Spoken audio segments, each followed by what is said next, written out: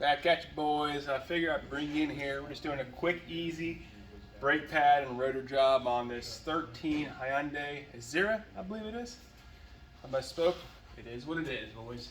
But she needs some brake pads on it, and the rotor's got some pretty good pulsation. The lateral runout's pretty excessive on it, so the customer approved it. And we're going to show you how we do brakes around here, okay, guys? So sometimes these screws that hold the brake rotor in place, you might need like an impact to break it loose. I already did that before, so I can screw them out. They make a tool, you kind of hit it with a hammer, kind of impacts it, and it twists at the same time, it loosens them up. I'm not going to give you the wrong illusion that this takes them off. It doesn't work that way, boys. You know how it works. Alright, so I like to kind of collapse in this piston just a little bit so it has some room to move. I kind of have this snap-on pry bar here. It works pretty good. Sometimes it doesn't catch, sometimes it does. But I'm just trying to collapse this piston in just a little bit. There she goes. So she moves. Alright, I believe it's going to be 14 millimeter back here in the back. Yep. Alright, pull a caliper off here. Alright. We're going to just complete the old sin here. Collapse it in here without breaking that bleeder valve loose. Which nobody does. They're lying to you. That's one of those myths like, hey, you need to put a brake bottle on there and crack that bleeder valve loose and before you compress it, all that dirty trash you're pushing back in. Nobody does that, boys. Even the book says just squeeze it back and just go nice and slow. Should be this light resistance all the way through. Obviously, you want to check the level of the brake master reservoir to make sure it's not too high because you can overflow the fluid and it can come pouring out of that cap. So we already did that, obviously. So she's compressed. We're going to hang the caliper kind of out of the way here with the hook. All right, she's there. All right, so let's go ahead and take this bracket off here. I believe it's a 17.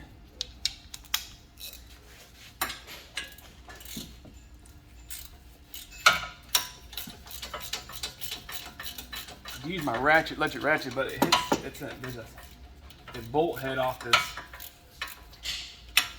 strut bolt. It will hit it, so there's no room. The bottom one's open though, but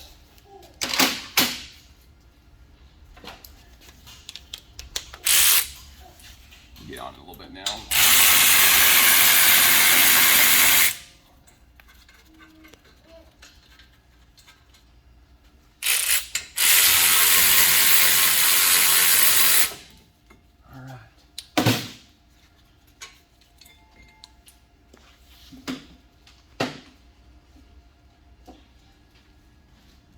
So it's important to note if these are sliding or not. You want this pad to be able to slide back and forth. This one, obviously, we're from the south. There's zero rust on here, which makes our job easy. You know, I feel bad for you guys up north, honestly, I do. You guys work much harder than us down here in the south. You really honestly do. You deal with a lot of stuff. We don't get to deal with that here. So, much respect, much love.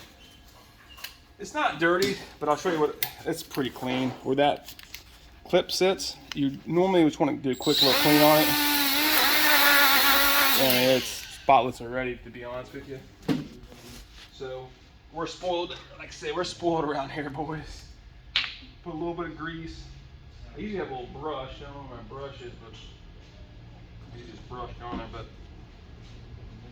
it don't take much. The grease is there to prevent a rust buildup, honestly, to help prevent it. You know, you can't always guarantee that the rust is not going to get there. I mean, it's going to. If there's salt or something like that in the road, you're going to get rust. So, all right. So these are really clean. Also, I'm going to do the same thing right here. I'm just going to pop it off there. Do a quick little wear glasses, honestly. These wire brushes, man, they'll get you. You get in your clothes, man, they'll prick you. You'll know when you got one, trust me. Alright.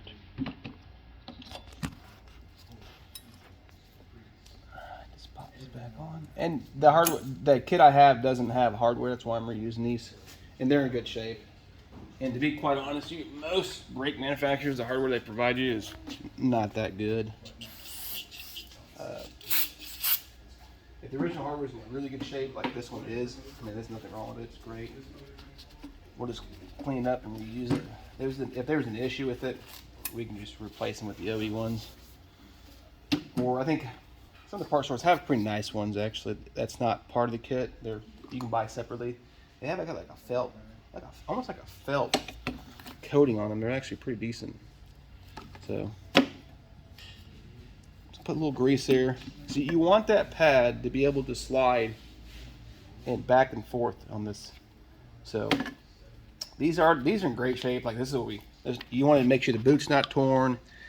The slider pin can slide. Obviously it does. We're in great shape. This looks great. We're just going to clean off the old grease. If there was anything on here, I can use a wire brush or wheel to clean it, but man, she's spotless. So we'll just add a little bit of grease. Kind of on here. Move back and forth, get the exhaust off there. Do the same thing on this side. This car doesn't have very miles. I think it's like 60,000 on it, so everything's in pretty decent shape. So, and my choice, and I think it's the best stuff in the market, is Seal Glide or Slide Glide, however you want to say it, but top notch. I love that stuff. I use it on a bunch. Anything rubber I use it on pretty much. Works great.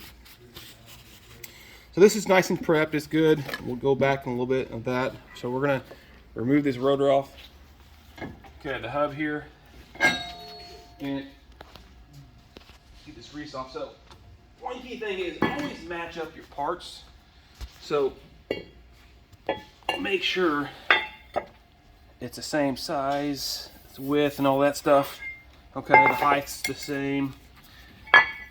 It's nothing worse than getting the wrong part, match up your holes. And this is just good practice to do, guys. So everything looks good. We'll use it. Yeah, some people say you can cut rotors. That's up to you. It's whatever you want to do. You do you.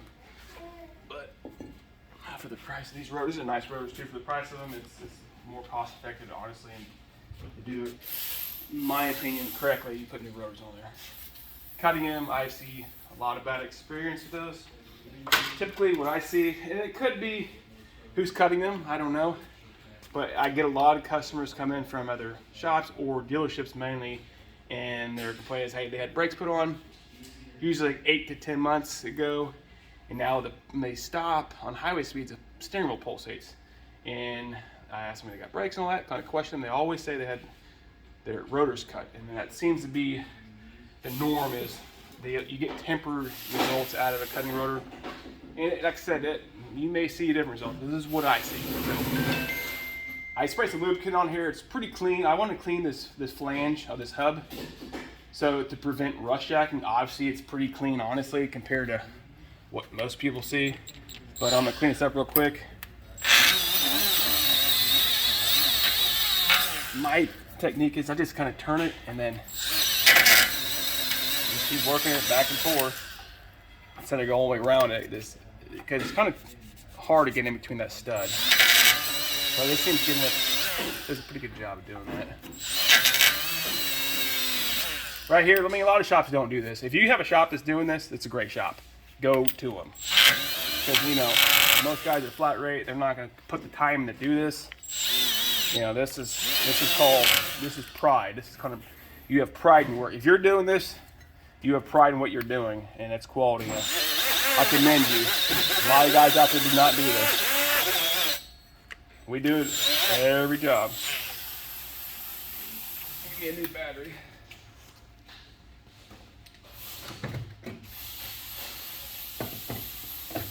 Yeah, it takes longer, but My theory is if you're paying for professional repair, you should get professional results. And the only way to do that is doing this. People pay a lot of money to get their car fixed. So if you're gonna do it, you do it right. That's my theory. My guys, my guys that work for me, they have the same thought process. You know, their work is top notch, top quality. They understand my expectations at this shop. We don't have guys come through here and just half-ass it. That's not how we do work. What leaves here is top notch every time, or it's not leaving. That's our mindset, and the guys that work for me have the exact same mindset, or you're not working here. So we pride ourselves being the best shop in the area, and we know it from our work. Not trying to be, I think we're full of ourselves, but we put the work in to do that, and we're just proud of our work. You know, we'll do the extra mile, do whatever it takes. And if you find a shop that's like that, that's where you need to go and stay at. It's very, very rare to find that, guys. Trust me. There's some guys on the web that do it. Man, that's awesome. I love it. I love seeing that kind of work out there. There's too many people. You want to half-ass it, to be honest with you. All right, get some brake clean on there.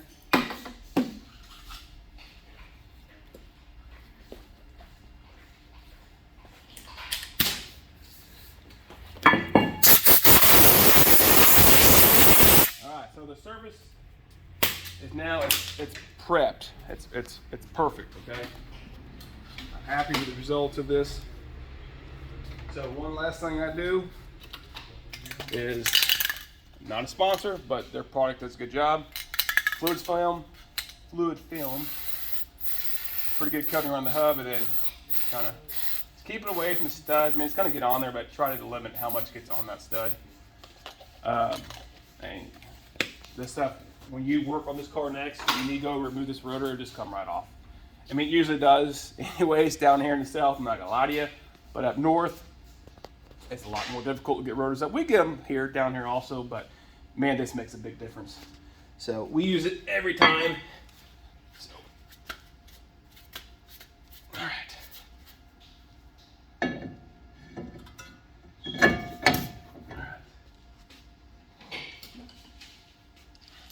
You can put a little dab of Loctite on these. I've seen people do it, but I usually come back that way. And when you try to take them off, you'll hate life doing that. These set screws are there just to basically hold the rotor in position, which they help. Trust me, it makes a big difference. Gotta find out where I put the other one at though.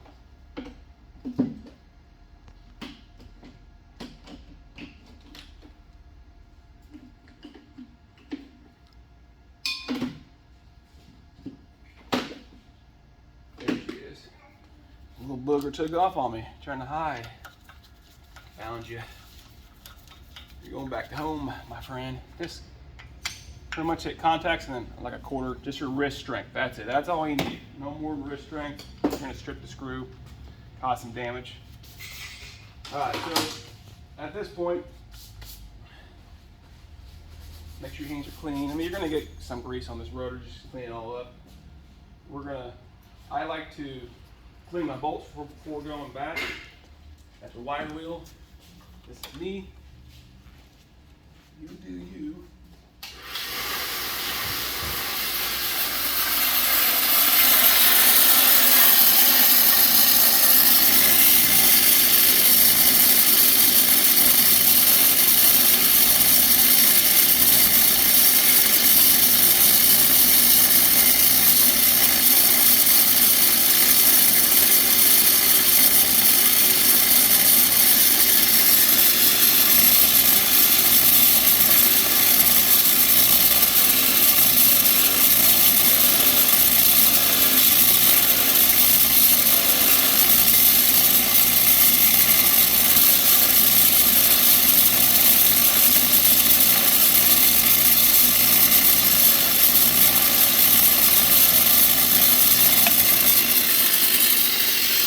Key thing to note is the brake caliper bracket utilizes a washer, and it does it on purpose. It sets the depth of that bracket. If you leave one off, you're going to have it cockeyed and your rotor's going to hit the caliper bracket. So always, need your brakes always Loctite on your hardware. There's a reason for it. This is the #1 step I see most DIYs or shops that don't follow procedure miss, and they don't torque their bolts, and usually comes back with the caliper hanging off. One bolt fell off, and that's pretty common. We see that quite a bit, actually. We've seen it already this month at the shop. So Hyundai kind of has, their torque specs are like a range. I think this one's like 58 to 74 or something like that. It's a range you go through. I'm gonna do 68 on the bottom. I'm gonna torque it too.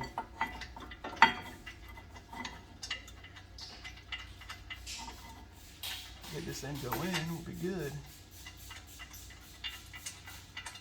I usually have my light on, but I don't want to blind you. You'd appreciate that, I promise. Light, it's pretty nice, but it's bright.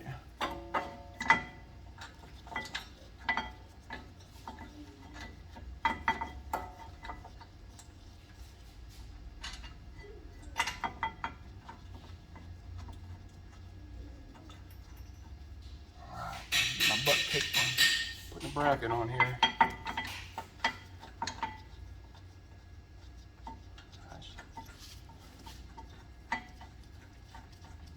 She's going in, boys. We got her. We found the hole.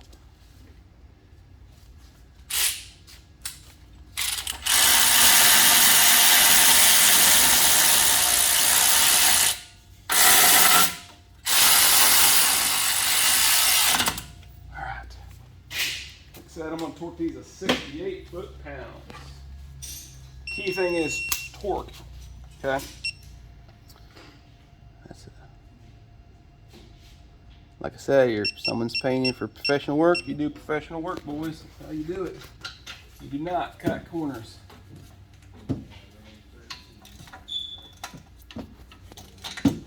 That's fine.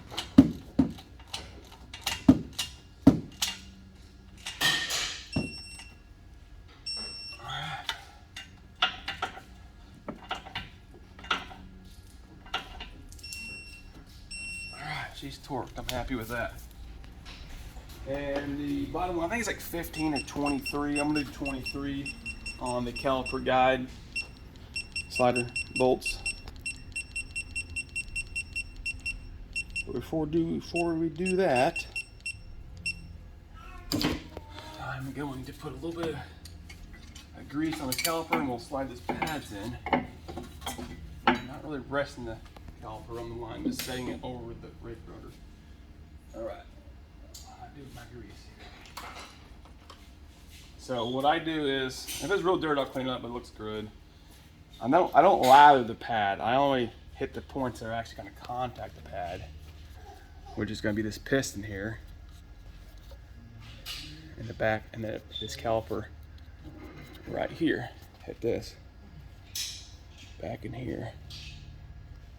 That's the only thing touching this pad. So there's no point in putting grease on all over a pad where nothing's going to contact. It's just going to collect a bunch of dirt, which is fine. It just doesn't look very good in the car. So,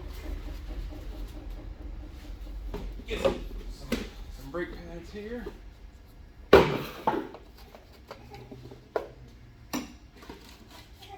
Alright. This is the outboard pad. Okay.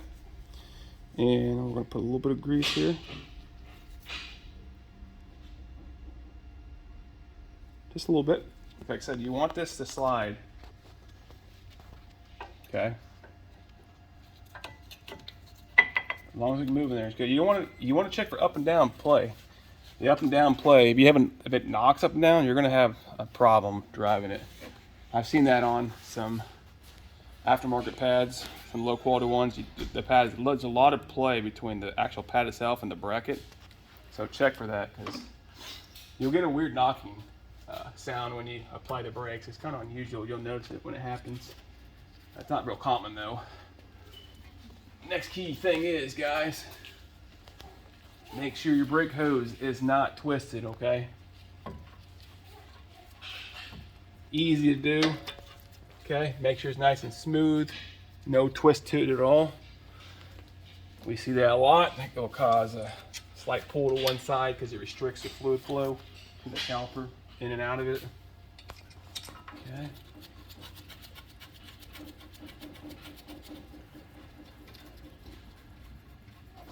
All right. 23.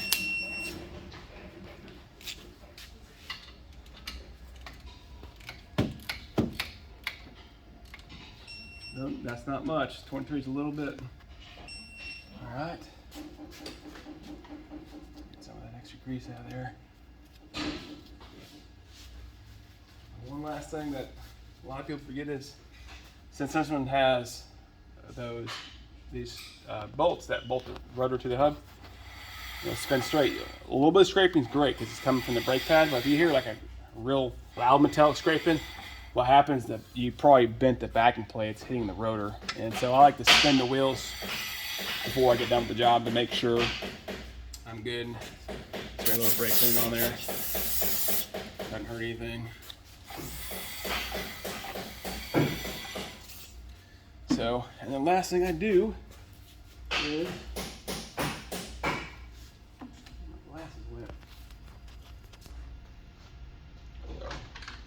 This wheel's pretty clean, so, but I'm gonna show you what we do with the wheels over here. So we want to make sure this surface here is clean and rust free. This one looks really good, but it has a little bit on there. We just kind of go through it, clean it all off.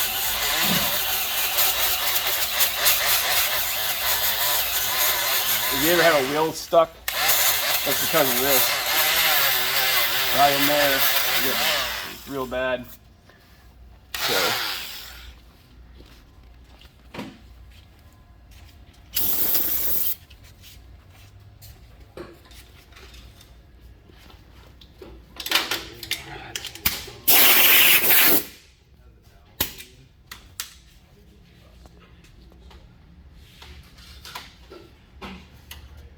So, our favorite fluid film.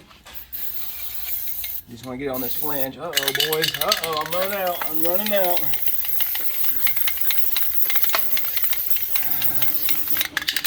That's the last of her. She's done. Served her purpose well, though. All right. Let's put this tire back on.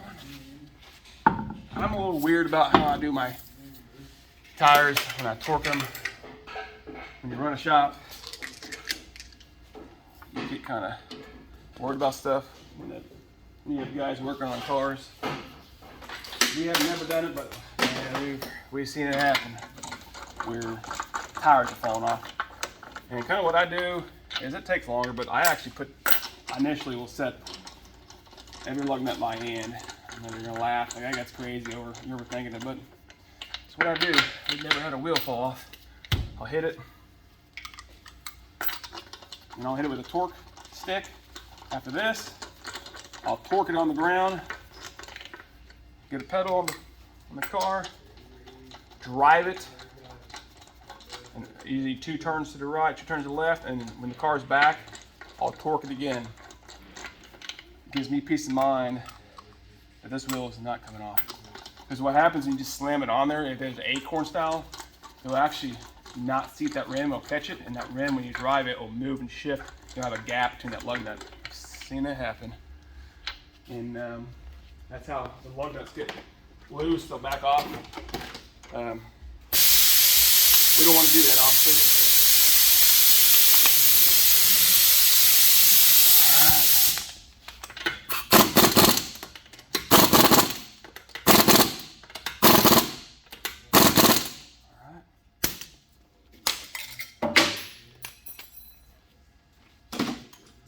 I believe it's 75 foot-pounds. I'm going to do 80. I know it's 75, but I'm doing 80.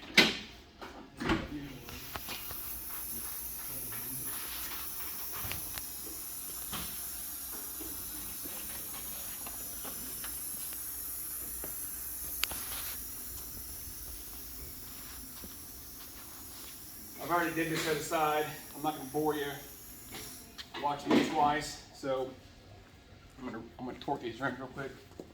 And believe it or not, I've seen people not utilize a torque wrench properly, so I'll show you.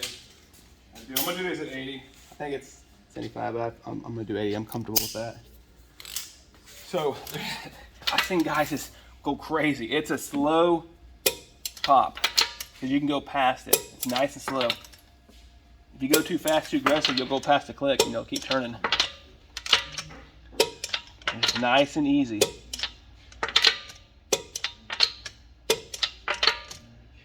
I'm going around the circle, just check it. I've already crisscross pattern. Like I said, it's nice and easy here. It's just not, if you just shock it like that, you can go past the torque rating.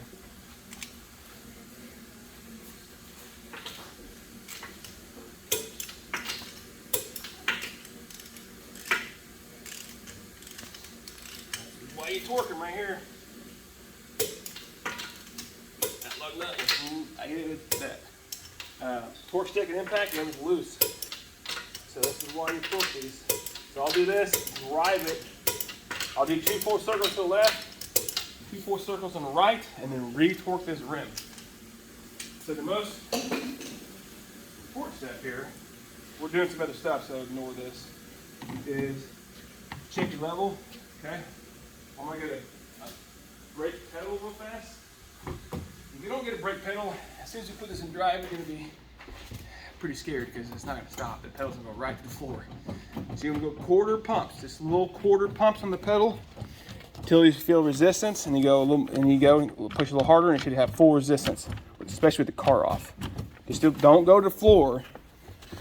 You overextend that mass cylinder, you have risk of ruining that seal.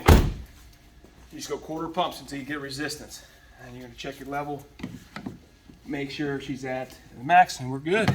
So hopefully you like this content, guys. Hit the like button, subscribe, because if you're gonna do it, you do it right. See ya.